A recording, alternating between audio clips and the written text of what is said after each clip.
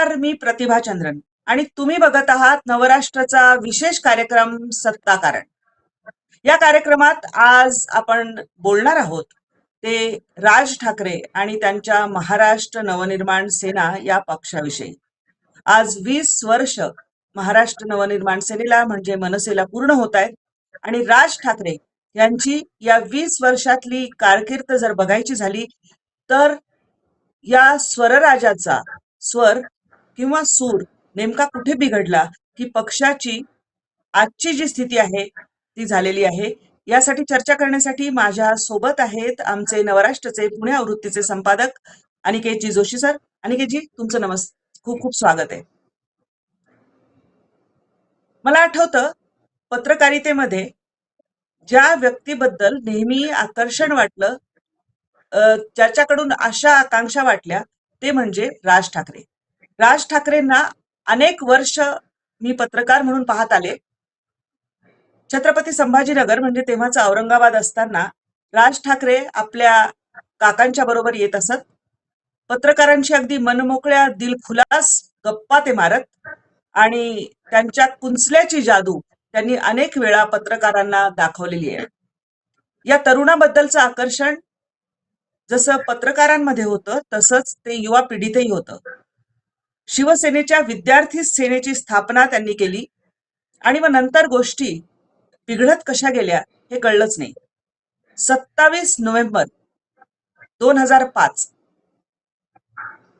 माझं विठ्ठलाशी वैर नाही, म्हणजे बाळासाहेब ठाकरेंची वैर नाही किंवा विठ्ठलाबद्दल माझी कोणतीही तक्रार नाही, पण बडवे मला माझ्या विठ्ठलापर्यंत पोचू देत नाहीत असं सांगत राज ठाकरे यांनी शिवसेनेला रामराम ठोकला. त्यानंतर तब्बल 4 दिवस ते पुण्यामध्ये होते आणि पुण्याच्या लॉ कॉलेज रोडच्या राजमहल हा जो त्यांचा फ्लॅट निवासस्थान आहे तिथे ते होते. दररोज पत्रकारांची मनमोकळ्या गप्पा मारत, अगदी आम्ही सगळेजण तिथे दिवसभर थांबलेले असू की राज ठाकरे काय करतील. मग त्यांनी आमच्या बरोबर जेवायला सुरुवात केली आणि दररोज मनमोकळ्या गप्पा मारायचे आणि वॉक द टॉक सारखं, कॅमेरे नकोत पण तुमच्यासोबत गप्पा मारायला आवडेल असं म्हणून त्या लॉ कॉलेज रोडच्या गल्लीमध्ये गप्पा मारत असत ते. आणि त्यांनी नेमकं पुढे काय करायचं हे तोपर्यंत ठरवलेलं नव्हतं. ते म्हणाले, मी महाराष्ट्रभराचा दौरा करणार आहे, जनतेचा युवकांचा आवाज ऐकणार आहे आणि त्यानंतर मला पुढे काय करायचं आहे याचा निर्णय घेणार आहे. तसा त्यांनी तो दौरा केला आणि त्या 27 नोव्हेंबर नंतरच्या वर्षी म्हणजे 2006 मध्ये त्यांनी 9 मार्चला महाराष्ट्र नवनिर्माण सेना या आपल्या राजकीय पक्षाची स्थापना केली. अनिकेत सर, मनसेची स्थापना जेव्हा राज ठाकरेंनी केली त्यानंतर त्यांच्याकडून खूप आशा आणि अपेक्षा जनतेला होत्या. युवकांना खास करून त्यांचं अतिशय आकर्षण होतं. याला कारण आपल्या काकांची, बाळासाहेब ठाकरेंची हुबेहूब सगळी शैली जी आहे ते त्यांच्यामध्ये दिसून येते. भाषणाची असो, त्यांनी बाळासाहेबांचा कुंचल्याचा गुण जो आहे तो त्यांच्या पुत्रात जरी उतरला नसला तरी पुतण्याने तो हुबेहूब घेतला. एकंदरच अतिशय ठाकरे घराणं ज्या पद्धतीचं कलासक्त घराणं आहे त्यामध्ये राज ठाकरे हे लखलखतं नाव आहे असं म्हणायला लागेल. दिलदार आहेत ते बाळासाहेबांसारखे. मग नेमकं मनसे जेव्हा स्थापन झाली तेव्हा तुम्हाला एक पत्रकार म्हणून त्या पक्षाकडे बघताना काय वाटत होतं आणि मग आपण पुढच्या टप्प्यावर येऊ की कसं कसं बदलत गेलं. मनसेची स्थापना झाली तेव्हा मी मुंबईतच होतो आणि राजकीय पत्रकारिते क्षेत्रातच काम करत होतो. आम्ही खूप जवळून बघत होतो, पण राज ठाकरे यांच्याकडे जितकं प्रॉमिस होतं, जितकं लोकांना त्यांचं आकर्षण वाटत होतं, तितकं ते पुढे दाखवू शकले नाही. याची कारण म्हणजे ते पहिल्यापासून माझ्यामध्ये कन्फ्युज अशा प्रकारचं त्यांचं राजकारण आहे. सुरुवातीला त्यांनी असं म्हटलं, जसं तुम्ही आता उल्लेख केला की मी महाराष्ट्रभर फिरणार आहे, मी लोकांशी बोलणार आहे, तसं ते बोलले. त्यांचे दौरे चांगले झाले. प्रत्येक दौऱ्यामध्ये त्यांना त्या ठिकाणचे शिवसैनिक मोठ्या प्रमाणात त्यांच्यासोबत येत होते. मुंबईमध्ये देखील म्हणजे बाळासाहेब ठाकरेंना हादरा बसावा अशा प्रकारच्या संख्येनं त्यांच्याकडे शिवसैनिक होते. पुण्यातही होते, औरंगाबादलाही होते. हे सगळे लोक त्यांच्यासोबत होते आणि 2006च्या नंतर 7ला महापालिकेच्या निवडणुका झाल्या 2007 मध्ये. त्यावेळेला त्यांना चांगल्या प्रमाणात जागा मिळाल्या आणि शिवसेनेला मोठा दणका बसलाय, धक्का बसलाय असं चित्र झालं. त्याच्यापुढे 2 वर्षांनी जी विधानसभेची निवडणूक आली 2009, त्या निवडणुकीमध्ये राज ठाकरे मोठ्या ताकदीने उतरले. त्यांच्याबरोबर महाराष्ट्रातला युवा वर्ग होता आणि ज्यांना संघर्ष करायचंय, ज्यांना वेगळं काहीतरी राजकारण घडवायचंय, अशा जिद्दीचे तरुण कार्यकर्ते सगळ्या पक्षातले त्यांच्यासोबत आलेले होते. हे सगळी मंडळी होती. त्यांनी कुठल्याच पक्षाला शक्य होत नाही असं एक चांगलं त्यांच्या पक्षाची सुरुवात त्यांनी दाखवली. त्यांनी 13 आमदार विधानसभेत त्यांचे निवडून आले होते 2009 मध्ये. पण ते सगळे स्वतःच्या बळावरती निवडून आलेले असे लोक होते.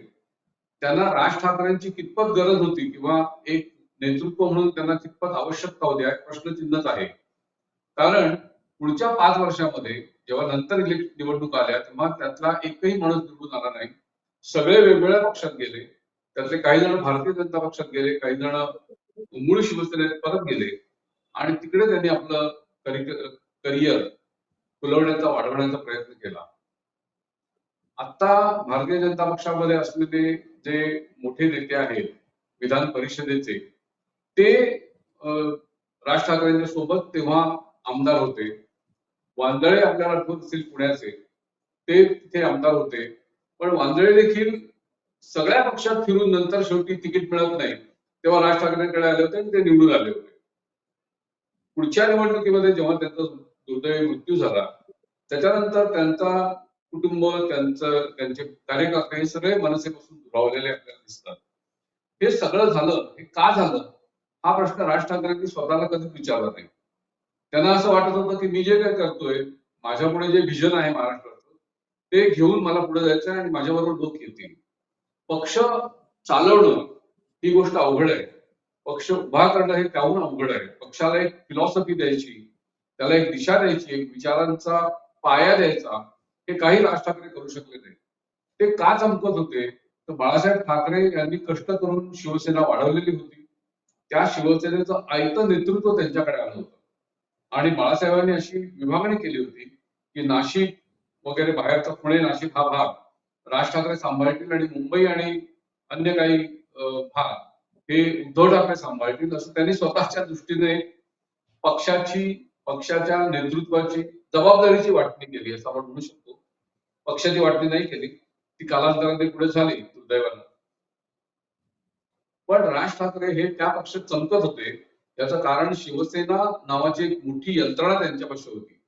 ही यंत्रणा काय आहे, त्याचं वैशिष्ट्य काय आहे, ती का इतक्या घट्टपणाने जनतेमध्ये मुळं रुतवून अशी उभी आहे, याचा अभ्यास राज ठाकरे करू शकले नाही. शाखा हा शिवसेनेचा एक पाया आहे. तो मजबूत पाया राज ठाकरे बाहेर पडल्यामुळे हल्ला नाही. जे शाखा प्रमुख होते, जे विभाग प्रमुख होते, त्यातले काही लोक त्यांच्यावर आले, परंतु सामान्य शिवसैनिक हा बाळासाहेबांच्या सोबतच राहिला, शाखेशी जोडलेला राहिला. त्यामुळं आपण बघितलं असेल तर 2007 मध्ये देखील उद्धव ठाकरेंनी स्वबळावर, बाळासाहेब थोडे कौटुंबिक कलहामुळे म्हणा किंवा बाकीच्यामुळे ते थोडे बाजूला झाले होते, ती सगळी निवडणूक उद्धव ठाकरेंनी एकट्याने लढवली होती आणि त्यांनी चांगल्या प्रकारे यश महापालिकेत मिळवलं होतं. हे यश उद्धव ठाकरेंचं नव्हतं, ते बाळासाहेब ठाकरेंचंच होतं. आणि बाळासाहेब ठाकरेंनी जी यंत्रणा उभी केली होती, शाखांची यंत्रणा, शाखांची रचना, कार्यकर्त्यांचं एक मोहोळ आणि तरुण कार्यकर्ते सातत्यानं बाळासाहेबांच्याकडे येणं, हा जो ओघ होता तो शिवसेनेकडे कायम राहिला, बाळासाहेबांच्याकडे कायम राहिला. ते जो जिथपर्यंत होते तिथपर्यंत नव्याने लोक त्यांच्यासोबत येत गेले. त्यांच्या पश्चात उद्धव ठाकरेंची देखील अवस्था थोडीशी राज ठाकरेंच्या सारखीच झाली. कदाचित ते थोडे अधिक बरे आहे असं आपण म्हणू शकतो. पण राज ठाकरेंनी 2009 मध्ये जे उंची गाठली होती, राजकीय उंची, ती त्यांना पुढच्या काळात टिकवता आली नाही. ते तिथून त्यांची घसरतीला लागली, त्यांची गाडी, त्यांचं इंजिन हे घसरत गेलं आणि आता त्यांच्याकडे कुठल्याच प्रकारे कुठलीच पदं नाहीत अशी परिस्थिती महाराष्ट्रात तयार झालेली दिसते. याचं आत्मपरीक्षण त्यांनी तेव्हाही केलं नाही आणि आताही ते करतायत असं आपल्याला दिसत नाही. अनिकेत सर, राज ठाकरे यांचा एक व्यक्ती म्हणून सुद्धा विचार करायला हवा. त्यांच्यामध्ये एक कलागुणांचा जो समुच्चय आहे, त्यांच्यामध्ये जी देहबोली त्यांची आहे, जी बाळासाहेब ठाकरे यांच्याशी तंतोतंत जुळणारी आहे. त्यांचं बाळासाहेबांशी काका आणि काका म्हणून नातं होतं, तसं मीनाताईंशी मावशी म्हणून नातं होतं. म्हणजे दुहेरी नातं त्यांचं आपल्या या काकाशी होतं. अ, त्यांनी काकांना बघत बघत ते शिकले. नंतर मार्मिकमध्ये ते काम करत असत. रंगचित्रकार म्हणून 1985 पासून त्यांनी मार्मिकमध्ये काम करायला सुरुवात केली, अगदी कोवळ्या वयात असं म्हणता येईल. आणि काकांचा जो तो गुणधर्म होता, तो त्यांच्यामध्ये व्यंगचित्रकाराचा तो त्यांच्यामध्ये तंतोतंत उतरला. याशिवाय त्यांनी काही तरुणांना आकर्षित करण्यासाठी शिवसेनेमध्ये असताना एक मोठं काम केलं, म्हणजे मायकेल जॅक्सनला आणणं असो किंवा आणखी असे काही कार्यक्रम की जे विद्यार्थी सेनेला अ, भावतील, तरुण वर्ग शिवसेनेकडे आकर्षित होईल, जो बाळासाहेबांच्या अ, एका गारुडामुळे होताच, तो अधिक तरुण वर्गही जोडला जाईल, असे सगळे प्रयत्न केले.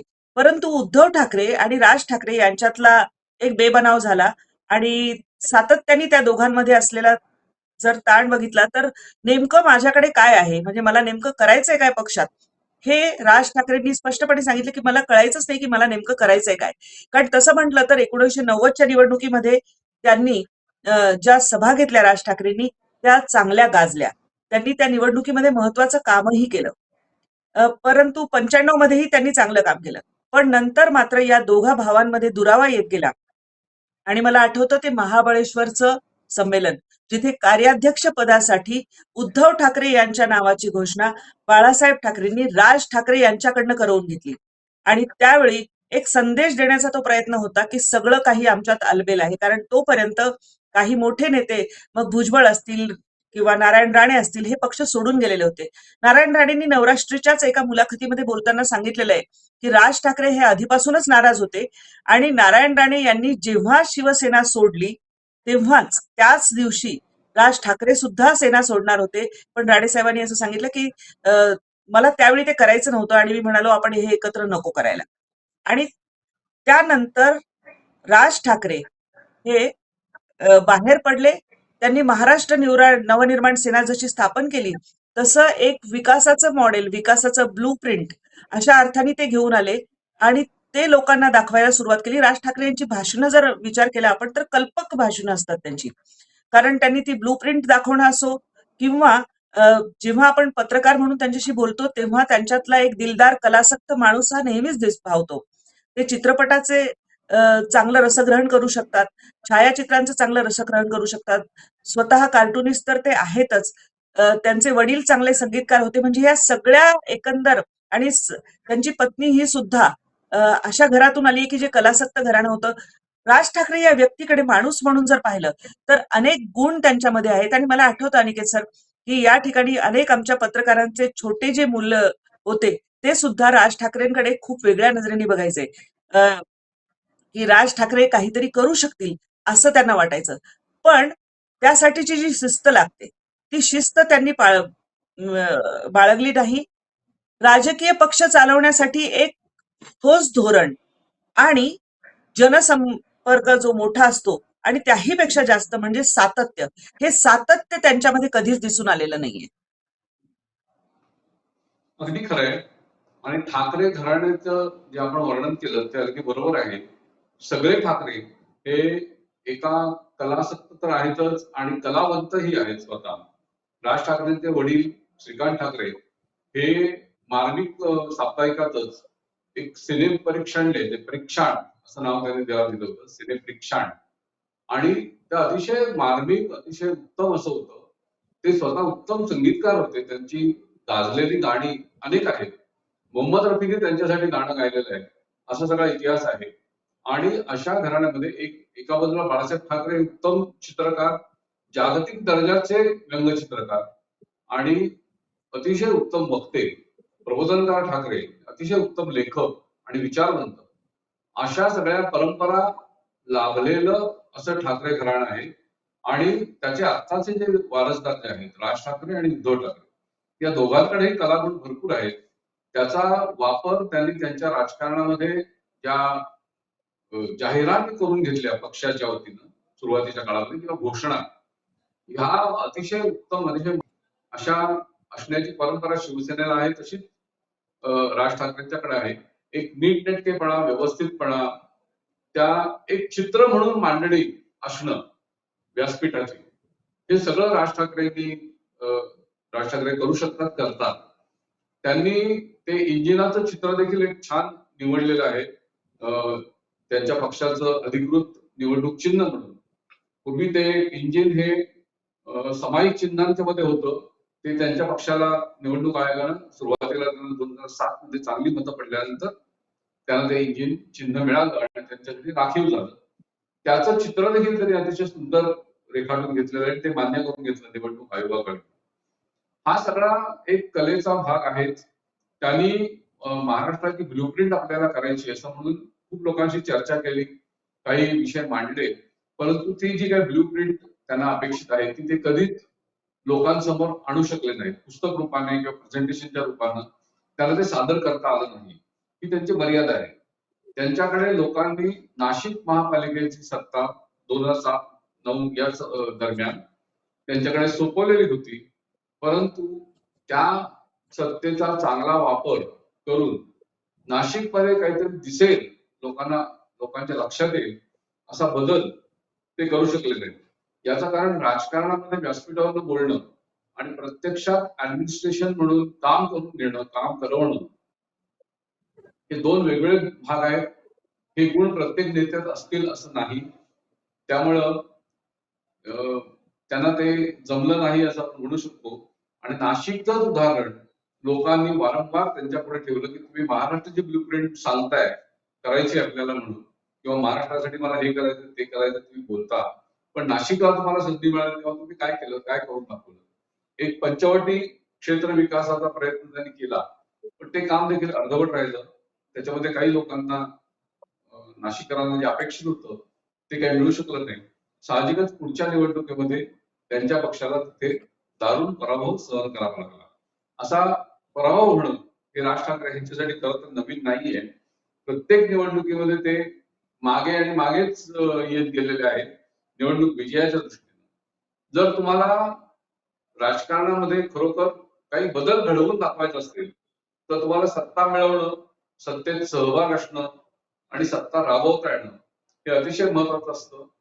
जे नरेंद्र मोदी यांनी करून दाखवलं, भारतीय जनता पक्षाने अनेक राज्यात केलं, पण विशेषतः मोदी साहेबांनी ते जेव्हा गुजरातचे मुख्यमंत्री म्हणून सातत्याने 3 टर्म निवडून आले, त्यामुळे त्यांनी 1 दशकभर गुजरातच्या विकासाला इतकी मोठी दिशा दिली की तोपर्यंत त्याच्या पूर्वीचा गुजरात काँग्रेस राजवटीतला आणि भारतीय जनता पक्षाच्या राजवटीतला गुजरात, तर हे पूर्ण चित्र, वेगळं चित्र झालेलं लोकांच्या लक्षात आलं. आणि त्याचा फायदा भारतीय जनता पक्षासह मोदींना किंवा मोदींच्यामुळे भारतीय जनता पक्षाला हा राष्ट्रीय स्तरावर देखील मिळाला. गुजरात मॉडेल ची चर्चा 2013 पासून त्यांनी राष्ट्रीय स्तरावर केली. त्याचा फायदा 2014ला जी निवडणूक झाली महत्वाची, त्यांनी देशाचं राजकारण पूर्ण बदलून गेलं, त्याच्यात त्यांना झाला. पण राज ठाकरे हे अशा कुठल्याही प्रकारचा पॅटर्न दाखवू शकले नाहीत. खरं तर शिवसेनेने पण दाखवला असं आपल्याला म्हणता येणार नाही. मुंबईच्या विकासाच्या समस्या देखील त्यांच्या राजवटीत कायम राहिल्या. 25 वर्ष मुंबईत त्यांचे महापौर होते, स्थायी समिती होती, बेस्ट समिती होती, परंतु बेस्ट कर्मचाऱ्यांचे प्रश्न देखील शिवसेनेला समाधानकारकरित्या सोडवता आले नाही. वारंवार संप होत होते, आपण पाहत होतो. हा सगळा एक इतिहास आपण जर लक्षात घेतला, त्यांची पार्श्वभूमी लक्षात घेतली, तर खूप मोठ्या अपेक्षा महाराष्ट्राने त्यांच्याकडनं केल्या, पण त्याला ते पुरे उतरू शकले नाहीत असं आपल्याला नमूद करावं लागेल. अर्थात काही गोष्टीत तुलना थोडीशी अप्रस्तुत होईल, कारण राज ठाकरे नेहमी म्हणायचे की त्यांना गुजरातचं मॉडेल जे आहे ते भावलेलं होतं आणि त्यानंतर त्यांनी मोदींची तारीफ सुरू केली होती, आणि की मला एक हाती सत्ता द्या असं ते नेहमी म्हणायचे. तेव्हा त्यांना पत्रकारांनी असाही प्रश्न विचारलेला होता, एक हाती सत्ता म्हणजे एकाच व्यक्तीच्या हातात सत्ता का? कारण पुढची तुमची फळी काय? म्हणजे नेत्यांची, कुठलाही जेव्हा पक्ष उभा राहतो त्यामध्ये पहिला एक प्रमुख नेता जर असेल, म्हणजे अशा पद्धतीचा पक्ष की जो व्यक्ती केंद्रित पक्ष आहे, कुटुंब केंद्रित पक्ष आहे, त्यांची एक नेत्यांची मोठी फळी असायला हवी. ती सगळी जी नेते मंडळी होती, जी राज ठाकरेंकडे कधी तिकिटाच्या निमित्ताने असेल किंवा अन्य कुठल्या कारणाने असेल, राज ठाकरेंचं व्यक्तिमत्व भावल्यामुळे असेल, त्यांच्या मागे उभी राहिली होती. ती सगळी मंडळी त्यांना एक एक करून सोडत गेली. म्हणजे अगदी पुण्याचं उदाहरण आपण जर गृहीत धरलं तर पुण्यामध्ये मग धंगेकर असोत, रुपाली पाटील असोत, वसंत मोरे असोत किंवा अनेक अशी नेते मंडळी जी त्यांच्यापासनं त्यांच्या सोबत होती, ती सगळी त्यांच्यापासनं दूर जाताना दिसली आणि त्यांनी दुसऱ्या पक्षाचा हे केलं. बरं, हे करत असताना त्यांनी भावनिक साथ करून की राज साहेब तुम्ही हृदयात आहात असं सांगितलेलं आहे. म्हणजे प्रत्येक जण, वसंत मोरे तर त्या फोटोला पाया पडूनच गेले की तुम्ही हृदयात आहात. पण राजकीय दृष्ट्या याच पक्षात राहणं हे शहाणपणाचं नाही, बहुतेक या सगळ्या मंडळींनी ओळखलं. दुसरं म्हणजे राज ठाकरे यांनी भूमिका जे ब्लूप्रिंट विकासाचं घेऊन आले होते त्यावर टिकून न राहता मग मराठी म्हणजे बिहारी आणि उत्तर भारतीयांच्या विरोधामध्ये राजकारण सुरू केलं आणि त्यामध्ये 2008 मध्ये म्हणजे 6ला पक्ष स्थापन झाला. एक नवनिर्माण, ब्लूप्रिंट, विकास असं बोलणारे राज ठाकरे 2च वर्षामध्ये त्यांनी मराठी माणूस हा मुद्दा पुन्हा एकदा हाती घेतला आणि उत्तर भारतीयांविरुद्ध खास करून आंदोलनं सुरू केली, तोडफोड सुरू केली आणि कदाचित त्यांना लक्षात आलं असेल की जोपर्यंत आपण मराठी माणूस हा मुद्दा घेत नाही तोपर्यंत पुढचं यश मिळू शकत नाही. मग मराठी पाट्या असोत, मग मशिदीवरचे भोंगे असोत, असे सगळे आंदोलनं त्यांनी हाती घेतली, जी त्यांनी सातत्याने चालवली. म्हणजे भूमिका राजकीय बदलत राहिले आणि एकंदर आपण जर बघितलं तर कधी महायुतीच्या बाजूनी, कधी आघाडीच्या बाजूनी, असं करत राज ठाकरेंचा हा प्रवास राहिला. त्यांनी घेतलेली जी काही ठळक आंदोलनं होती त्याबद्दल अनिकेत सर तुम्ही काय सांगाल? नाही, राजकारणामध्ये तडजोडी कराव्या लागतात, कुणाबरोबर तरी युती करावी लागते, आघाडी करावी लागते आणि मग पुढे जायला लागतं, तर तुमचा पक्ष अधिक लोकांपर्यंत पोहोचतो आणि वाढतो. हे भारतीय जनता पक्षानं घेतलेलं सूत्र शिवसेनेच्या बाबतीमध्ये राज ठाकरेंना भाजपबरोबर करता आलं असतं किंवा अन्य पक्षांबरोबर करता आलं असतं. त्यांनी प्रयोग करायचा प्रयत्न केला. ते शरद पवारांच्या सोबत गेले, महाविकास आघाडीमध्ये ते गेले, पण त्यांचा स्वतःच्या पक्षाचा राजकीय फायदा त्यांना करून घेता आला नाही किंवा परिस्थिती तशी निर्माण झाली नाही. मायावतींनी तुम्हाला आठवत असेल तर अशा प्रकारचा प्रयोग उत्तर प्रदेशात केला. त्यांनी आधी भारतीय जनता पक्षावर सरकार स्थापन केलं, मग भारतीय जनता पक्षाला सोडून समाजवादी पक्षावर त्यांनी सत्ता स्थापन केली आणि एक त्यांचं ध्येय असं होतं की त्याच्या पुढल्या निवडणुकीमध्ये मायावतींच्या पक्षाची, बसपाची एकट्याची सत्ता यावी काशीराम यांच्या नेतृत्वाखाली. ते होऊ शकलं नाही.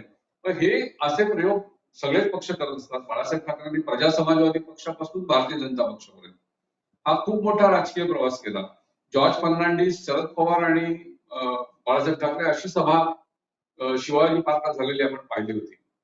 तर हे सगळं करायला लागतं, पण त्याचा तुमच्या पक्षाला कसा फायदा होईल याचं गणित मांडणं, त्याप्रमाणे ज्याला ग्राउंड रियालिटी म्हणतो ती समजून घेऊन तिथे कार्यकर्ते तुमचे कार्यरत असणं, हे राज ठाकरे करू शकले. माझ्या मते त्यांच्या कल्पना खूप चांगल्या असल्या तरी त्यांच्याकडचा एक प्रमुख दोष, त्यांच्या नेतृत्वाचा दोष असं आपल्याला म्हणता येईल की ते यंत्रणा उभी करू शकले नाही. बाळासाहेब ठाकरेंचं काय होतं की बाळासाहेब ठाकरे हे जरी त्यांची कामाची पद्धत हुकुमशाही पद्धतीची असली तरी त्यांच्यावर जे 12 महत्वाचे नेते होते, दत्ताजी साळवेंपासून मनोहर जोशी, नवलकरांपर्यंत, या सगळ्यांचा विचार त्यांनी घेतलेला असायचा की आपल्याला आता पुढची राजकीय आपली भूमिका काय असेल, आपल्याला काय करायचंय, हे सगळ्यांशी चर्चा करून ते एका निष्कर्षापर्यंत आल्यानंतर मग अंतिम निर्णय बाळासाहेब ठाकरेंचा असायचा. राज ठाकरेंच्याकडे आपल्याला नेत्यांशी चर्चाच होताना दिसत नाही. त्यामुळे ते काय निर्णय करतात आणि कुणाच्या सल्ल्याने करतात हा त्यांच्याच लोकांना प्रश्न पडतो. म्हणजे उद्धव ठाकरेंच्या सोबत जायचं की नाही जायचं ह्याच्या चर्चा सुरू असताना बाळा नांदगावकरांना देखील धड माहित नव्हतं की आता पुढे काय करायचंय, काय होणार आहे. आणि तुम्ही बघितलं तर नांदगावकर सोडले तर त्यांच्या सोबत अन्य कोणीच नेता उरलेला नाहीये. त्यांच्या सुरुवातीच्या काळात त्यांच्यावर जे 8 लोक दिसत होते, पुण्याचे काही लोक होते, औरंगाबादचे होते, मुंबईचे होते, हे कोणीच उरले नाही. हे एक त्या नेतृत्वाचं देखील अपयश आहे. तुम्ही लोकांना टिकू शकत नाही. म्हणजे आपल्याला असं म्हणता येईल की ते त्यांचे जेव्हा 13 आमदार होते तेव्हा हे आमदार सकाळी उठून राज ठाकरेंच्या निवासस्थानी शिवाजी पार्कला जायचे आणि त्यांच्याकडनं आदेश घेऊन मग विधानसभेत आपल्याला कशी भूमिका मांडायची. कारण विधानसभेत कसं रोजच्या रोज नवे प्रश्न आलेले असतात. राज्यामध्ये काही काही घटना घडलेल्या असतात त्याच्यावरती तुमच्या पक्षाला पक्ष म्हणून एक मत व्यक्त करावं लागतं. हे करण्यासाठी त्यांना पक्षप्रमुखांशी चर्चा करण्याची आवश्यकता वाटत होती. परंतु राज ठाकरेंच्याकडे गेलेले आमदार, विधानसभेची वेळ 11ची आहे, 10-10:30ला त्यांना शिवाजी पार्कवरून निघायला पाहिजे, तर ते विधानभवनात पोहोचू शकतात. त्या वेळेपर्यंत राज ठाकरे भेटायचेच नाहीत त्यांना, असं अनेक आमदारांनी अनेकदा सांगितलेलं आहे. तुम्हाला आठवत असेल तर शरद पवारांनी त्यांना सल्ला दिला होता की पक्ष चालवायचा असेल तर खूप लवकर उठायला लागतं सकाळी. तेव्हा राज ठाकरे म्हणाले मी लवकर उठतो, पण लवकर उठून काय, तुम्ही करता काय, तुम्ही लोकांना भेटता का? शरद पवार 6:30ला लोकांना भेटतात. अजित पवारांनी आपल्याला माहितीये की अतिशय लवकर कामाला सुरुवात करायची.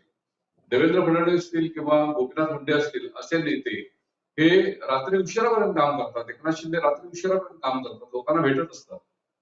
आणि लोकांना तुम्ही भेटला नाही, तुमच्याच लोकांना, तुमच्याच आमदारांना, नेत्यांना जर तुमच्याशी संपर्क नसेल, संवाद नसेल किंवा त्यांना खात्री नसेल की मी गेल्यानंतर माझ्याशी चर्चा होईल, मला काही मार्गदर्शन मिळेल, तर तो पक्ष कसा वाढेल?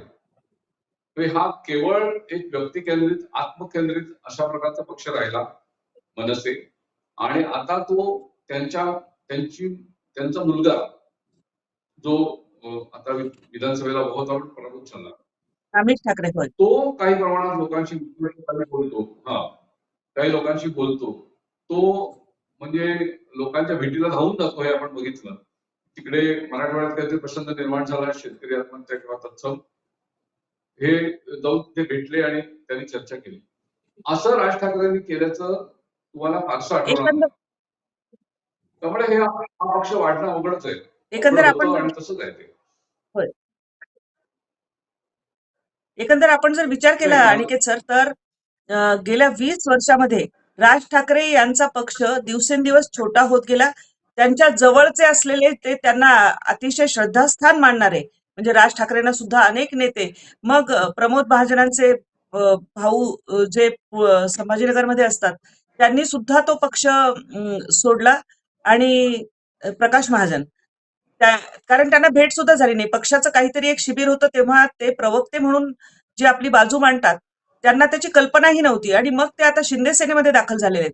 म्हणजे अनेक आपल्या ज्या कारणासाठी राज ठाकरे यांनी शिवसेना सोडली की माझ्या विठ्ठलाच्या भोवती बडवे आहेत, त्यांचा गराडा आहे, त्यामुळे मला विठ्ठलापर्यंत पोहोचता येत नाही. इथे तसा गराडा जरी ह्यांच्या स्वतःभोवती नसला तरी सुद्धा त्यांच्यापर्यंत पोहोचून नेत्यांना म्हणजे कार्यकर्त्यांना सांभाळणं, कार्यकर्त्यांना जपणं, कार्यकर्त्यांना विश्वासात घेणं आणि नेत्यांची एक फळी असणं की ज्यांना विश्वासात घेऊन ज्यांच्याशी विचार विनिमय करून पुढची वाटचाल ठरवणं, असं काहीही मनसेमध्ये होताना दिसत नाही. आणि ज्या मातोश्रीला त्यांनी 20 वर्षांपूर्वी सोडलं त्यानंतर वारंवार सातत्याने दोन्ही भावांनी एकमेकांवर कठोर अशी टीका टिप्पणी केली.